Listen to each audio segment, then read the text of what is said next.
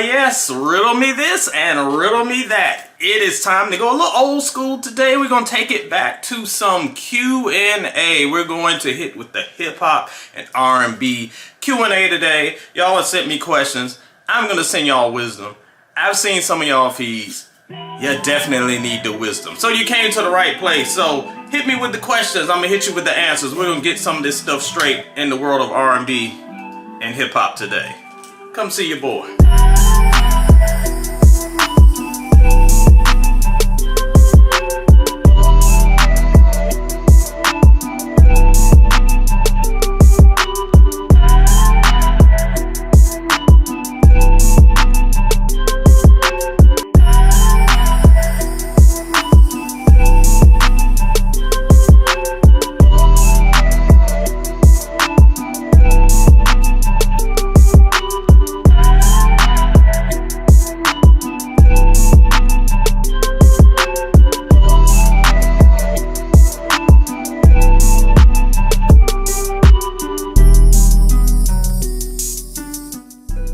What up, y'all? Thank you for joining me again for another edition of the Soul and Stereo Sessions right here on YouTube. Give me an excuse to break out the old cane. I couldn't find my Riddler hat, so we're gonna have to go with this today. But yes, today we are going with another Q&A. We're gonna hit on R&B. We're gonna hit on hip hop.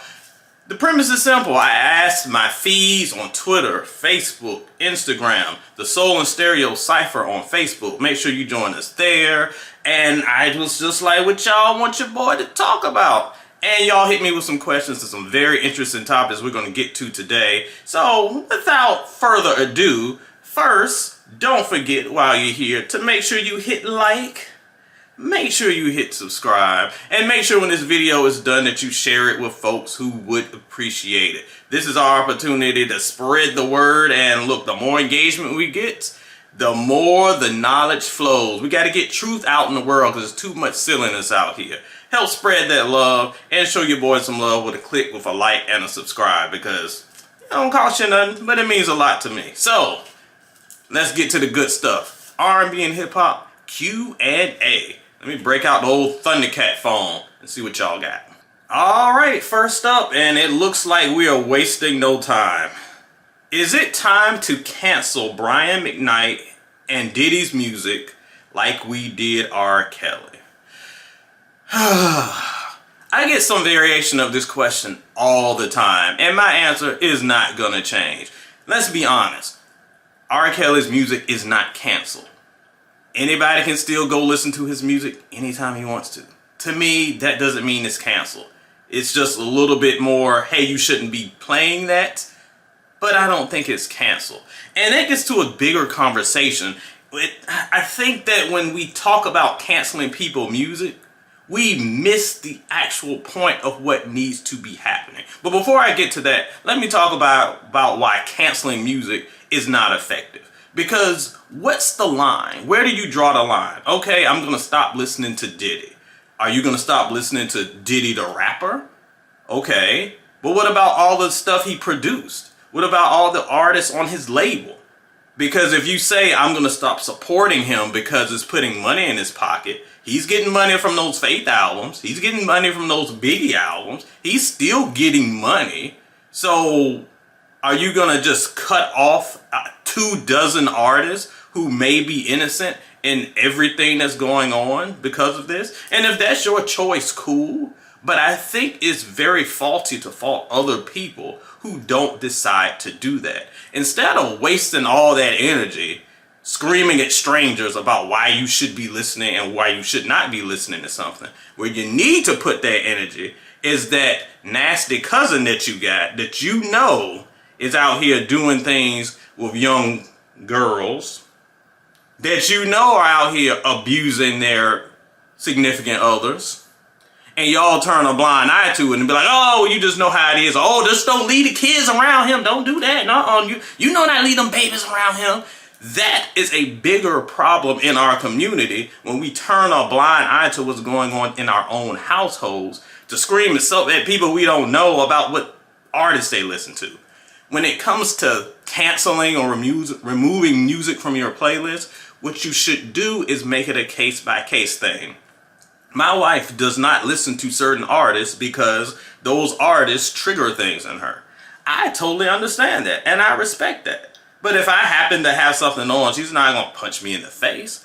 The same thing. I don't go out of my way to listen to R. Kelly or Brian McKnight at this point, because it's just like, eh. But if they come on my playlist, I'm not going to flip my car running off the road to switch it. Instead, I am using the stuff that they've been accused of and the stuff we know they've done. I don't want to hear any more excuses for Diddy. We saw the video. He did what he did. And as fans, you should not defend them because we know they have done bad things. Do not use your fandom to defend these artists, but instead use what you know to protect the women in your lives instead of screaming at strangers on social media who you don't know. That does nothing. If you want to stop listening to Diddy or Trey Songz or Miles Davis or whoever else has done terrible things, cool, that's on you. Handle your business, but make more sure that the women in your life who are affected by these things are protected, and stop worrying about what somebody else has coming out of their speakers. Focus, y'all. Focus. All right, up next, who has the best album run in rap? We were just debating this on the Soul and Stereo Cypher on Facebook. If you are not there, get your life. Go to facebook.com/Soul and Stereo Cypher. We are there 24/7 talking about everything we talk about on this channel. It's a great time. And not long ago, we were debating who has the best discography in hip hop. In my opinion, if you're a solo artist, the answer is pretty clear at this point. It's Kendrick Lamar. I don't want to hear anybody say, oh, well, it's too early to say that. This dude has been around for well over a decade, y'all. Like 15 years now. We can't say it's too late. If we look at his consistency back to back to back, I can't think of another artist who has consistently performed at a high level without stumbling. His worst album is Section 80, and that would probably be album of the year this year. That's how high the bar is for him. If we're talking groups, to me it comes down to two. I would say it's kind of close between Outkast and A Tribe Called Quest. And I know some people turn up their nose at Tribe, because when we say best discography, to me that does not really mean who had a flawless album run. It means who has been the most consistent. Yeah, we know that Tribe had a Love Movement. That album wasn't great. But their first three albums, back to back to back, are probably the best trio of albums in rap history as far as consistency. And then they just finished up their last album, which was incredible. And they have some other good stuff in between. To me, that's an incredible run, even with one stumble. And then the same thing with Outkast. They have an incredible run. I don't think they have as many 5-star albums as Tribe, but I give Tribe 2, I give Cast 1. But the highs are kind of higher. But then you got Idlewild that kind of goes down like that. Again, not flawless, but 2 album runs that are just pretty impeccable. And then you also have guys like Jay-Z and Nas who have incredible discographies. They have their highs and lows though. But considering how large the discography is, there are so many highs that you got to give them props for that. But my number one, if you had to put a gun to my head, probably Kendrick Lamar right now. All right, here's an interesting one. What are your thoughts on the recent conversation of hip-hop needing an adult contemporary subgenre? So this has come up in recent conversations because we've seen a lot of maturing hip-hop artists come out with these incredible albums that don't really chart on the top 100 or those usual standard charts, but they're just incredible, and so many people are like, folks need to give these albums recognition. They need to have their own chart to live and breathe and to be number one on the hip-hop adult contemporary charts. And I kind of get it because hip-hop is maturing. A lot of us who grew up with hip-hop, we old, we got bills, we not listening to Yeet, we listening to more mature sounds, so there should be a space for that. However, I'm a little hot and cold on this topic. Number one, for all the reasons why I said, I think it's a good thing. Here's the bad thing though. Most artists, when they want to go number one, they want to go number one on that Billboard 100. That's the pop charts. That's the standard. That's the #1 that everyone wants to be at. When we were waiting forever for Usher to come out with his Confessions 2, we ended up getting Coming Home. It's because he didn't want to just make good music. He wanted to top the charts. They want to top the charts, and they want to top the pop charts, especially artists who have done it in the past. The problem with these adult contemporary AC charts is an issue that that R&B face. You kind of get put in a box over in the corner. So you come out with this good stuff and you end up on this chart that nobody sees and people don't take seriously. And it's almost like the adult contemporary graveyard, I've heard it called. That's where the old folks go to put out their music. So there is a stigma that comes to that. It does feel like you're being shuttered off to the old folks' home. I don't agree with it, but I understand the stigma that comes with that. So I can see both sides of this. I know y'all gonna be mad because you're like, oh, you didn't answer the question. Well, I gave you both sides. That's what I gotta do because somebody's gotta do it. For me, I don't know where I stand on it. I see the pluses. I see the minuses. I want these great albums like Common and Pete Rock and the King's Disease series and albums that show more maturity, get more love. But it would be great if they couldn't get love on this chart to get love on that chart. I don't know, y'all. Y'all let me know in the comments. All right, next up on the old Thundercats whole phone. Oh, that actually sounded really shady. Anyway, next question. Underrated R&B producers. I mean, there are a ton of R&B producers that I've always considered among the great producers of all time. The Babyfaces, the Jimmy Jam and Terry Lewis. Of course, there are always ones that are celebrated at the top tier, but there's so many underrated ones, it's hard to even say what's underrated. Salaam Remi, for example, I feel like doesn't get enough credit for what he has done for both hip-hop and R&B. I mean, he's got stuff with Jasmine Sullivan, Amy Winehouse's best stuff came from him, Anthony Hamilton, so many great things, and he just doesn't get brought up in a conversation that much. And speaking of someone else who doesn't get brought up enough in R&B, Jay Dilla. Yes, we hear about Dilla for so much what he does for hip-hop, but he gave Badu some heat on Mama's Gun. Mariah Carey did some stuff with even John B that y'all don't recognize. He is incredible too. I don't think he gets enough love for his R&B spaces. Y'all gonna get mad about this, but this is my show, so I'm gonna keep it real. You know who's a very underrated producer? The king himself, King Keith Sweat. Because for all that he does and he's known for as his artist and singing to his Henny or whatever he's forever doing on stage these days, the point is the man knows how to produce, and he does it for himself. He's done it for the Isleys. He's done it for Drew Hill. Bring back liner notes in these albums. When we used to buy these things, we would pull the CD out and we would just, I don't know who this is. It's one of my wife's joints. But we would pull these joints out and we would pull out those notes and we would look at the production credits and we would see who did the writing and the production. And it was always so enlightening. And that's how we learned who was really the masterminds behind these hit songs. Bring back liner notes. Oh, and before I go, Tim and Bob. I know some people will be like, they aren't underrated. I think they're very underrated in the large scheme of things. Those brothers made hit after hit after hit after hit after hit. And unless you're an R&B kind of diehard, I don't think you really know all the contributions they've done. So they're another one that I feel like should be in the upper echelon that I just don't see in conversations that much. Lots of producers doing their thing. Bring back the notes and the albums, y'all. Alright, next up is this one. Who is the most underrated female rapper? Easy to me, easy. That answer is and probably will forever be the Lady of Rage. Shout out to VA. Y'all had to be there. In like 94, the Lady of Rage came out. So the West Coast is doing their thing, they're dominating. We get this female MC, the Lady of Rage, who just went absolutely crazy on this song called Afro Puff. So much passion and fire and presence on the mic, and she had bars for days. I thought she was next up. But then we didn't really get anything from her than a bunch of features. And when we finally did get her album in 97, which is a great album by the way, It was like the last album on Death Row, and Death Row had like spiraled. It came out 3 years too late.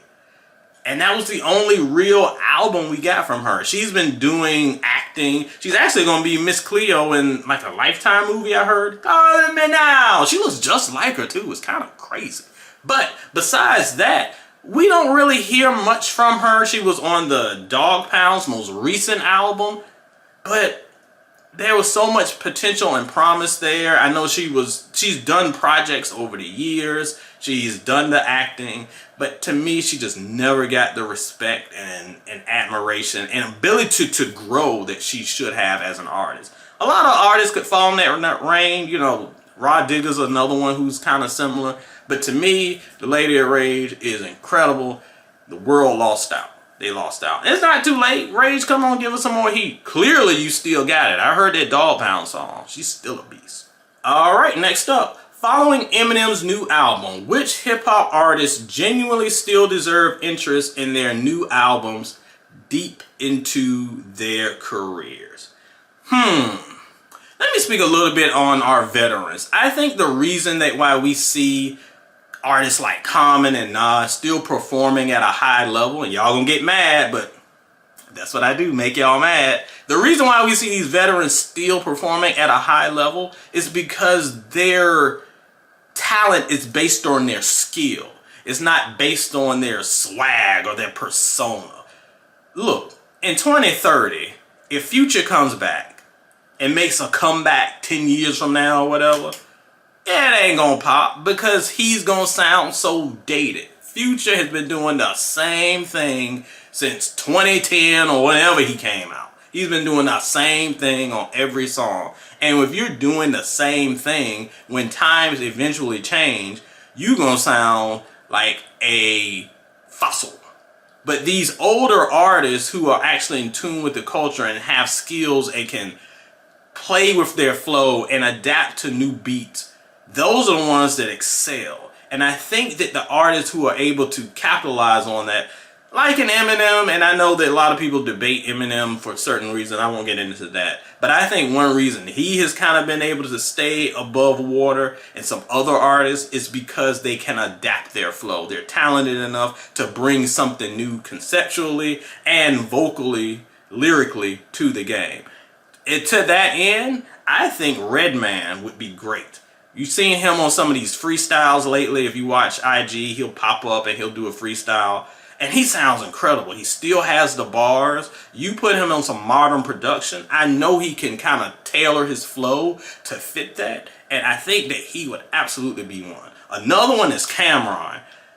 Look, Cameron did what I have been begging people to do for 20-something years. Why has no one flipped that Groove Theory track and made just like go crazy over it? I want to hear someone rapping over it. And that's what he did recently, and he killed it. I think Cameron would be another one who would be able to have a career revival just by doing something different.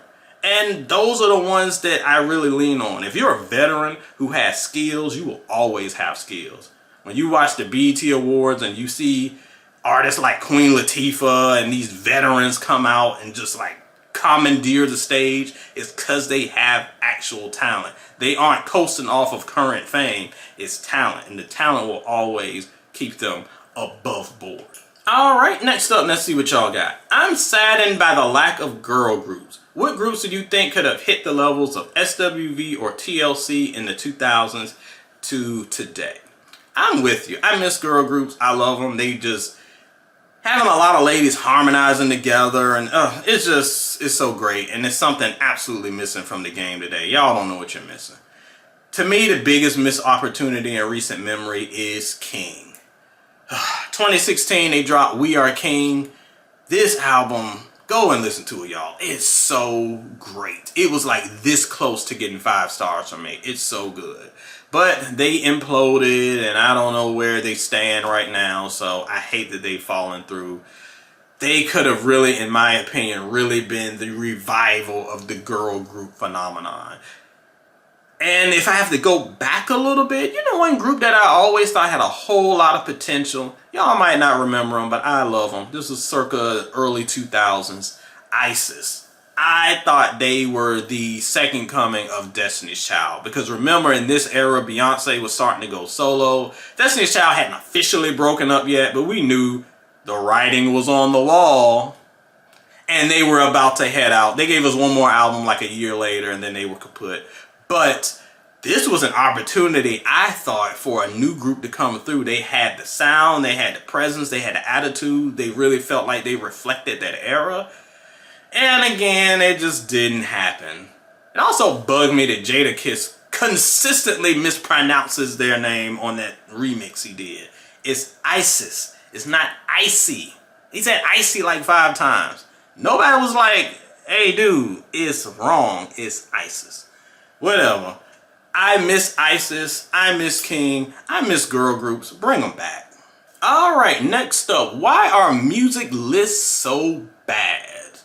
You came to the right person for that, because this is something that gets in my craw. It grinds my gears. The answer is simple. The lists are bad because they're making them for the wrong reasons. When I create a list, and y'all know I am the master of music lists, I have to put aside my personal preferences. I research, I listen, and I go into history. A lot of these lists are based on personal preference and making sure that you have stuff in there for engagement. If I create a list of the 50 best albums of all time, I have to put in modern artists. If not, it's not gonna get the traction. So I gotta put freaking Sexy Red in there, or Ice Spice, or whoever, just because I know if I put in a modern artist, their fans will retweet it and go crazy. Oh, I gotta put SZA in there, because if not, who's gonna even see my list? That defeats the purpose. If we're talking about history, you're gonna have to dig deep. You're gonna have to include artists that people don't know like that. If I'm doing a best of all time, I'm gonna put Souls of Mischief in there. I don't care that nobody is gonna retweet it from the Souls of Mischief clamp. I'm doing it because they legitimately have some of the best songs of their era. And these lists don't currently reflect the culture. They are reflecting what can we do for social media engagement. I'm not making it up. I used to work for companies that were all about social media engagement. This is what the game is, y'all, and y'all are falling for the game. It's about engagement. It's not about the culture. A good list, a person who is creating a good list removes themselves from that. They remove themselves from their personal feelings, and they look at objectively what the songs are in quality and what they bring to the culture. Some of y'all are that. Shout out to some of my boys and girls out there who know how to create a solid list. I see y'all. Some of them I'm like, this isn't bad. But then some I read and I look and it's the top 10 rappers of all time, and I see someone who came out 3 years ago at number 8, and I'm like, no. You can get your engagement from somewhere else. If you want a real list, a list that you know is unbiased, a list that you know somebody put in some hours and hours and hours in, go to soulandstereo.com. I got you, homie. Just go with the real. Get rid of the fake. I got you. Alright, y'all. I've never been asked this question, but this is cool. What is the best fake song in a TV show? So they mean by fake song, like a song that's just made up within the context of a world. Not like the Gladiator trailer that used the Kanye and Jay-Z song that everybody's pissed off about. What is the best fake song in a fictional world? Oh, man. You know, a song that is catchy is, I mean, if it was a single, I'd be rocking it all the time. Teen Titans Go, that Catching Villain song. To me, that's got to be up there. That song is so stupid, but it is so catchy. I don't know why people didn't like Teen Titans Go. I thought that show was very fun. And I'm an old head. I'm not supposed to like it. But I'm supposed to hate everything new. But I thought that show was very fun. Actually, I just thought of my number one. Shout out to my old heads who remember the Disney afternoons back in the 90s. There was a show called Chippendale's Rescue Rangers. And there was a cult of little animals, and they were like getting brainwashed by some soda, and it was called Cuckoo Cola. Please Google, because I cannot use the song here because then I'll get demonetized. Please Google the Cuckoo Cola song from Rescue Rangers. That, my friend, is the greatest fake song I have ever heard. That song is great. Alright, let's see what else y'all got. Which artist had the biggest fall from grace musically, and who has made the most improvement? Well, the biggest fall from grace by far, is Kanye to the trash. I have never seen an artist that I have loved so much, had more respect for, and had more great albums. I'm talking 5-star, almost 5-star, almost 5-star. Albums that changed hip-hop culture. Albums that opened the door for different types of hip-hop. Y'all don't remember that before Kanye, you had to have like the street cred or the fake street cred to get into the game. Kanye opened the doors for like, no, you can be dope and still make hits and still be respected. He did so much for the game, and I had so much respect for that. And now we got what we got. This dude who says slavery is a choice, makes horrible music, dresses like a condom in public. I don't know what's going on with this dude, but by far the biggest fall from grace I've ever seen in hip hop. Y'all heard that verse that he did on that song, the remix to the Kanye, to the Kendrick joint, I'm saying, where he had to go at Drake, and it was a hot mess. It was a hot mess. So leave it alone. Kanye, just retire. Let us remember the memories and leave these 2-star albums that you're dropping alone. It's awful. Anyway, the biggest rise that I can think of, that's really tough, but I think the biggest one would be, maybe,